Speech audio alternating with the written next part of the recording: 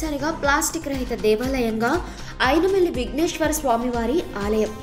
అయినవెల్లి విఘ్నేశ్వర స్వామివారి ఆలయ ఆవరణలో ఎలాంటి ప్లాస్టిక్ వస్తువులను, కవర్లను అనుమతించరాదని Ambedkar Konaseema joint collector T Nishanthi స్పష్టం చేశారు.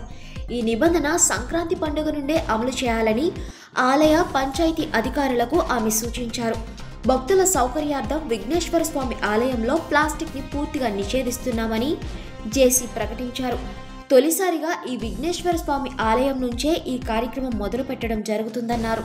సంపూర్ణ ప్లాస్టిక్ నిషేధం సంక్రాంతి నుంచే అమల్లోకి రానుందని వెల్లడించారు. ఆలయంలోకి ప్లాస్టిక్ రహిత వస్తువుల్ని మాత్రమే అనుమతించేలా ఏర్పాట్లు చేయాలని ఆలయ ఏసీ సత్యనారాయణ రాజుకు సూచించారు. ప్లాస్టిక్కి బదులుగా ప్రత్యామ్నాయంగా వెదురు బుట్టలు, స్టీల్ కలశాలు తీసుకువెళ్లేలా భక్తులకు అవగాహన కల్పించాలని ఆమె సూచించారు.